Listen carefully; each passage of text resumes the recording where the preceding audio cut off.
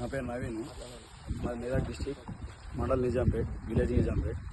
అయితే మేము నిన్న వచ్చినాము, టైర్ ఎక్కించినాము. నిన్న 3-4 అయింది.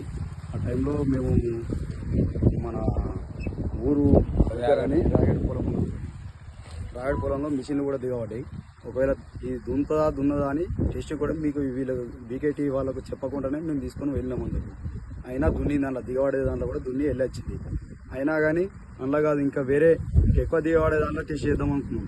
అది నిన్న నైట్ అయిపోయిందని ఇవాళ చెరువు కింద, చెరువు కట్టది చెరువు కిందనే. ఇలా ఫుల్ కేజీలు కాదు, హాఫ్ కేజీలు 2 గంటలు అయ్యేది. టైర్లతో మనం గంట చెప్పలేకపోయేది. అదే ఫుల్ కేజీలు అయినా ఇలా ఫుల్ కేజీల పనులు 2 బండ్లు కలిసి దున్నేది. మేము కట్టలు వేసుకుంటా, టోషన్లు కట్టుకుంటా, మన సపోర్ట్ ఒక బండి ఒకటి సపోర్ట్ ఉంచుకుంటా ఫుల్ కేజీలతో దున్నేది. అలాంటిది ఈ టైర్లతోటి అల్గా వెళ్ళిపోతున్నాం. హాఫ్ కేజీలు కానీ ఫుల్ కేజీలు కానీ బండి మీద లోడ్ పడేది. బండి మీద లోడ్ పడకుండా మనిషికి కూడా కొంచెం క్యాస్ట్ రాకుండా అలుపు లేకుండా పోతుంది, అల్గా పోతుంది. వాళ్ళ డీజిల్ కూడా కొంచెం సేఫ్ ఉంటుంది. దీనివల్ల హాఫ్ కేజీల వల్ల ఏంటంటే బండికి లోడ్ పడుతుంది, దానికి డీజిల్ కూడా కొంచెం ఎక్కువనే తాగుతుంది.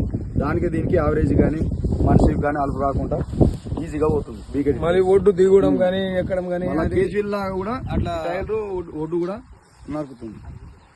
మ్యాక్సిమం ఈ పొలంలోకి దున్నడానికి ఎవరు రారు. అది ఒకరు 2-3 అనుకుని వచ్చిన వాళ్ళు కూడా ఈ భయపడరు. ఒక్క మూలకు అక్కడ కనబడుతుందా, ఆ మూలకు అక్కడ స్తంభం కలిసి పోవాలంటే కూడా భయపడకుండా వచ్చేవాళ్ళు. అది మళ్ళీ ఇంకో ట్రాక్టర్ సపోర్ట్ ఉంటేనే వచ్చినాయి. 2 బండ్లు కలిసి వచ్చిన 2 బండ్లు దిగబడ్డ రోజులు ఉన్నాయి. మళ్ళీ ఫుల్ కేజీలు 4 వీల్ బండ్లు వచ్చి గుంజి వెళ్ళిపోయేది. ఫుల్ కేజీల బండ్లు అవి. దానివల్ల అది అనేది ఇప్పుడు లేకుండా ఈ టైర్లతోటి అల్కావబోతుంది. మళ్ళీ నా ట్రాక్టర్ జాండియర్ 5039 41 HP ఉంది.